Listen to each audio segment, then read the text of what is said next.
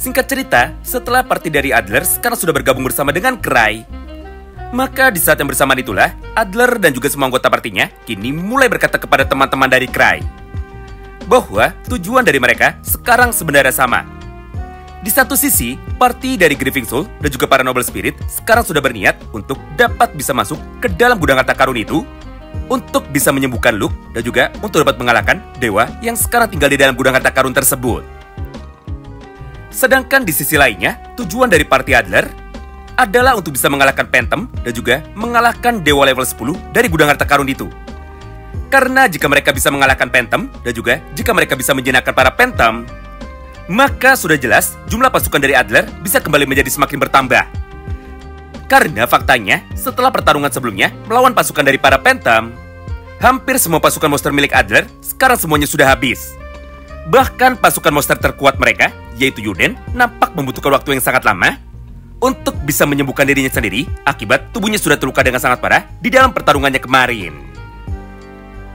Berdasarkan hal tersebut, maka tepat sebelum rencana masuk ke dalam gudang harta karun itu sekarang akan segera dimulai, Adler dan juga teman-temannya kini mulai memberikan sarannya kepada party dari Cry yang kebetulan sekarang mereka sedang terlihat sangat kebingungan.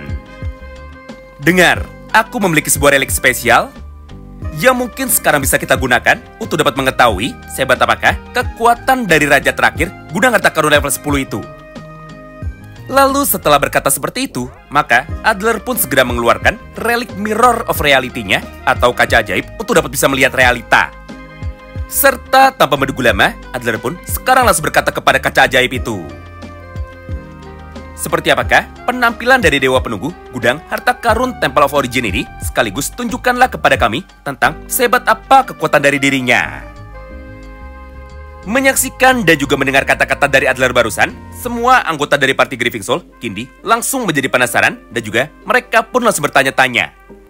Apakah mungkin ada sebuah relik yang dapat bisa melakukan hal itu? Karena faktanya, sebagai kolektor relik yang paling banyak di dalam ibu kota negara, mereka sama sekali tidak pernah melihat Cry pernah memiliki relik sama seperti Adler. Gara-gara itu, Liz pun kini langsung berjalan untuk dapat menghampiri Adler sambil berkata seperti ini kepadanya. Adler, jika pertarungan kita sudah selesai, maka kau pun harus memberikan relik kaca ajaib itu menuju kepada Cry sebagai bayarannya. Karena Cry sudah dengan baik hati mau menerima semua permintaanmu untuk dapat menjadikanmu sebagai muridnya.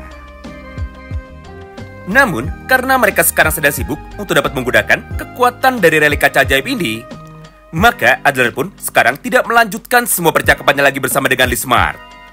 Sebagai gantinya, Adler pun saat ini langsung memanggil Uno Silva yang kebetulan ada di belakangnya. Lalu, Adler pun segera berkata seperti ini kepada Uno, bahwa Uno pun saat ini langsung diminta untuk bisa mengecek apakah yang sekarang bisa mereka lihat dari dalam kaca itu. Serta sebesar apakah mana dari para Phantom yang sekarang ada di dalam gudang harta karun tersebut. Mendengar permintaan itu dari Adler, Uno pun sekarang langsung mendekat. Lalu tanpa pikir panjang, dia pun kini seketika langsung mengintip menuju ke dalam relik dari kaca ajaib itu untuk bisa menilainya. Nah, disinilah poin menariknya. Karena ketika mereka baru saja mau mengintip, maka tiba-tiba saja relik kaca ajaib itu kini seketika langsung menjadi pecah. Serta secara bersama-sama, Adler, Uno, dan juga Queen kini akhirnya langsung melompat ke belakang karena mereka bertiga sempat merasa sangat ketakutan. Tidak hanya itu, karena ketika kaca itu sudah mulai pecah, maka tiba-tiba saja dari dalam kaca itu muncullah wujud dari seorang dewa dengan nama Godkeller.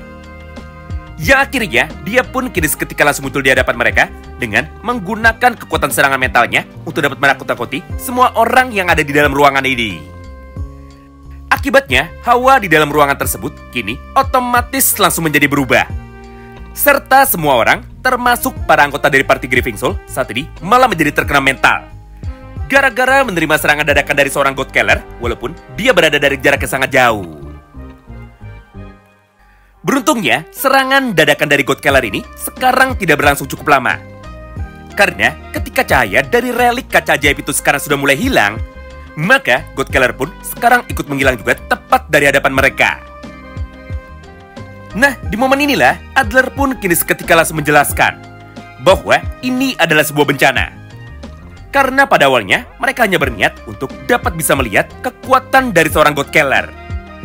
Tapi siapa sangka, Godkeller justru malah bisa menyadarinya bahwa untuk saat ini, sekarang kita sedang mencoba untuk bisa mengawasinya. Bahkan dengan menggunakan kekuatannya, dia pun bisa menyerang kita dari jarak yang sangat jauh, walaupun hanya dari dalam kaca saja. Hal ini tentu saja kembali mengingatkanku dengan kekuatan dari manusia itu atau kekuatan dari Krai. Mengingat sejauh ini, hanya ada 2 orang saja yang dapat menyadari ketika mereka sedang diawasi secara langsung oleh Adler dengan menggunakan kekuatan dari relik kaca ajaibnya ini. Yang pertama, dia adalah Krai. Dan yang kedua, dia adalah Keller. Yang artinya, Krai dan juga Keller sepertinya memiliki kekuatan yang setara, alias mereka sama-sama seorang dewa. Yap, tentu saja, kata-kata dari Adler di atas adalah kata-kata salah paham. Karena menurut Adler, Krai sekarang adalah dewa juga. Sebagai gambaran, inilah respon dari para anggota lainnya di saat Godkeller tadi muncul di hadapan mereka. Pertama, semua anggota dari party Grieving Soul tiba-tiba saja langsung menjadi berkeringat dan juga langsung memasang wajah yang sangat serius. Padahal, seharusnya mereka sama sekali tidak memiliki rasa takut. Mengingat semua teman-teman dari Krai sudah sering sekali masuk ke dalam gudang harta level tinggi untuk dapat bisa bertarung melawan pasukan dari para Phantom. Kedua, Lapis Fulgor, Crusargen, Selin, dan juga Elisabeth semuanya sekarang nampak sangat gemetar. Karena ini adalah pertama kalinya bagi mereka bisa melihat secara langsung wujud dan juga penampilan dari dewa level 10 walaupun hanya berupa sebuah ilusi saja. Menariknya, walaupun semua teman-teman dari Krai di atas sudah terlihat sangat panik dan juga sudah terlihat ketakutan, tapi faktanya respon yang sangatlah berbanding terbalik sekarang justru malah dapat kita lihat dari sudut pandang Krai. Di mana pada halaman ini, ternyata hanya Krai sajalah satu-satunya orang yang sekarang ekspresinya sama sekali tidak berubah, serta dia pun sama sekali tidak panik. Ditambah, hanya Krai sajalah yang mampu bertahan dari serangan mental dari seorang Godkeller. Mengingat ketika Godkeller tadi sudah muncul, Krai pun justru malah menjadi sangat santai, seakan-akan dia tidak memiliki rasa takut sama sekali. Lebih gilanya lagi, di saat semua orang sekarang sedang terlihat sangat ketakutan, maka Krai pun justru malah berjalan mendekat untuk dapat bisa memegang relik itu secara langsung. Karena faktanya, Krai awalnya hanya penasaran kenapa relik itu sekarang bisa pecah. Dan juga kenapa semua orang justru malah menjadi ketakutan di saat mereka menatap relik dari cermin ajaib itu. Gara-gara perbuatan dari Krai tersebut, semua orang yang ada di dalam ruangan ini justru malah menjadi salah paham. Di mana menurut mereka, Krai berhasil membuat Godkeller menjadi ketakutan. Karena ketika Krai sudah bergerak untuk bisa memegang cermin ajaib itu, maka Godkeller pun otomatis langsung menjadi menghilang, serta dia pun tidak berani memunculkan dirinya lagi tepat di hadapan dari mereka. Padahal kenyataannya sama sekali tidak seperti itu. Mengingat inilah kejadian yang sebenarnya dari sudut pandang Krai. Pertama, orang yang bisa melihat Godkeller hanyalah mereka yang menatap kaca itu secara langsung. Jadi, bagi mereka yang tidak melihat ke dalam kaca itu, maka mereka pun tidak bisa terkena kekuatan genjutsu atau kekuatan ilusi dari Godkeller. Nah, kebetulan tadi Krai sama sekali tidak melihat ke dalam kaca, karena dirinya sekarang sedang sibuk untuk dapat bisa melakukan hal yang lainnya. Kedua, Krai memegang kaca itu secara langsung di saat teman-temannya sedang ketakutan, bukanlah karena Krai ingin menantang Godkeller bertarung secara langsung. Tapi, Krai cuma penasaran kenapa kaca itu sekarang bisa menjadi rusak dan juga pecah, padahal kaca itu sejak tadi sama sekali tidak dipegang. Itulah kejadian yang sebenarnya. Namun, di mata dari teman-temannya, sekarang hal itu justru malah menjadi salah paham. Berdasarkan hal itu, dan juga setelah melihat keberanian dari Krai barusan untuk dapat bisa menentang Godkeller secara langsung, walaupun hanya melalui pantulan dari kaca saja, maka semangat dan juga kepercayaan diri dari teman-temannya kini akhirnya justru malah menjadi bangkit. Hingga di tengah ketegangan ini, mereka pun sekarang langsung bertanya lagi kepada Krai, yaitu apakah yang sekarang akan mereka lakukan. Beruntungnya, salah satu anggota dari party Adler, yaitu Uno Silva, ternyata dia pun memiliki kekuatan mata spesial mirip seperti kekuatan mata dari Selin. Yaitu Uno dan juga Selin sama-sama bisa melihat aliran dari pipa mana yang ada di dunia mereka. Jadi dengan adanya bantuan dari Uno, maka kekuatan dari party mereka sekarang akhirnya bisa menjadi lengkap. Yang artinya, kelompok ekspedisi gudang harta karun level 10 ini sekarang semuanya sudah komplit. Dimana mulai dari sinilah, Cry pun akan langsung memerintahkan Adler dan juga semua anggota partinya untuk dapat bisa pergi bersama dengan Lismart. Dengan sebuah tujuan untuk bisa mencari di manakah letak dari pipa mana yang sekarang akan mereka hancurkan. Sedangkan di sisi lainnya, parti dari Sindri, Selin dan juga Lucia, sekarang mereka pun kini seketika langsung memulai untuk dapat bisa melakukan eksperimen demi bisa menciptakan alat penghancur mana sesuai dengan permintaan dari Cry dan juga sesuai dengan rencana dari Cry. Nah, singkat cerita, setelah kelompok dari Lismart sekarang baru saja mau pergi, maka Adler yang merasa sangat penasaran, akhirnya dia pun kini langsung bertanya kepada teman-teman dari Cry, khususnya kepada Lismart, dengan cara berkata seperti ini. Sialan, aku sudah berniat untuk dapat bisa menjadi murid dari orang itu. Karena aku ingin bisa belajar dan juga aku ingin bisa melihat dari dekat seperti apakah cara dari orang itu bertarung. Tapi, kenapa di dalam perjalanan kali ini dia justru malah tidak ikut dengan kita? Dan juga, kenapa dia malah memilih untuk bisa tetap diam di dalam markas bersama dengan para wanita yang lainnya? Mendengar ucapan itu dari Adler, Lismart pun kini seketika langsung membalasnya sambil terlihat marah-marah. Woi, Adler, Cry sudah menyerahkan ketua parti investigasi kita menuju kepadaku. Jadi, semua urusan bertarung di garis depan, semuanya adalah tanggung jawabku. Lagi pula, Cry tidak cocok dan juga tidak level untuk dapat menjalankan misi mudah seperti ini. Karena faktanya, kekuatan dari Cry baru akan digunakan dan juga baru akan muncul jika lawannya adalah musuh yang sangatlah kuat. Yang artinya, jika situasinya sudah benar-benar darurat, barulah Cry nantinya pasti akan selalu datang. Di momen inilah, Adler pun kembali menjawabnya, bahwa jika Cry sekarang malah memutuskan untuk bisa muncul hanya ketika keadaan sudah mulai darurat dan juga ketika para Phantom sudah mulai menyerang, maka dia pun pasti akan menjadi terlambat dan hasilnya pasti akan sama saja seperti pertarungan dari mereka sebelumnya, yaitu mereka pasti akan bisa dikalahkan.